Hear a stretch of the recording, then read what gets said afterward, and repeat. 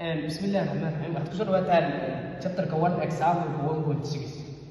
example kana lixaad waxaan la siiyay gifanka mooladan kala baxaysa waxaan soo qaadanay gifankan waxaa la siiyay mass-ka waa 2 kg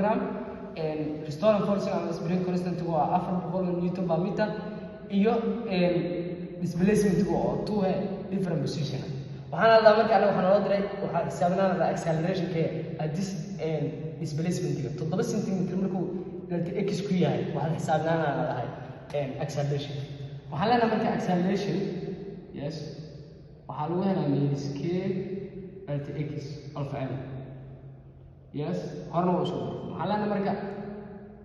acceleration ku dhaliga minus k danado ah 400 newton loo qaybshay meter oo ku dhufsan delta x kana oo ah yes waxaan leenahay markaa delta x kana waxa waaye 7 cm waxaa la mid noqonaa delta x kana 0.07 meter yes waxaan ku dhufanaynaa markaa halkan 0.07 meter yes oo loo qaybshan leenahay mass kana oo ah 2 kg 2 kg this waxaan leenahay acceleration ku mid yahay meter to meter aan isla bixinayna newton loo qaybshay kilogram aan soo qaadanay waxaan leenahay markaa 400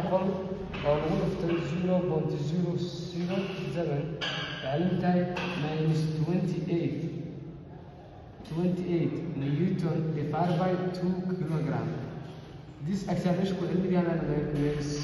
14 meesha markaa newton loo qaybshay kilogram waxay la mid tahay meter per second square yes this marka waxaan leenahay waa meter per second square aad ma santi waxaan tagaynaa marka example kanaga 1.7 example ka toddobaad chapter koowaad waxaan leenahay marka gifanka kanaga isaga la siiyay waa mass kana oo ah 0.2 kg spring constant oo ah 5 newton per meter iyo delta x kana waa 5 cm ama 0.0 meter spring constant ka sawirkiisa soo qaadanay waxaan dhahay spring constant ka halkan waxa ka ahayd no displacement mass ka marka halkan looga xiray wuxuu displacement ah ku sameeyay delta x kana waa ah 0.05 meter mass ka lagu xiran waxa la dhahaa ahay 0.2 kg yes waxaan qaadanaynaa marka su'aashan waxaan la dhahaa waxaan xisaabinaa angular frequency waxaan soo qaadanaynaa waxaan angular frequency angular frequency waxa lagu helaa leenahay root k of m yes angular frequency wuxuu mid yahay marka root k danado ah 5 newton per meter oo loo qaybshay mass kana waa 0.02 kg yes omega wuxuu mid yahay leenahay yes 5 divided by 0.2 omega equal waxaan leenahay 5 yes rad per second yes waxaan la dhahay waxaan xisaabinaa period of motion waxaan xisaabinaynaa period of motion b waxaan leenahay t of period of motion waxaa loo leeyahay 2 by root m alpha k yes t waxaan leenahay 2 by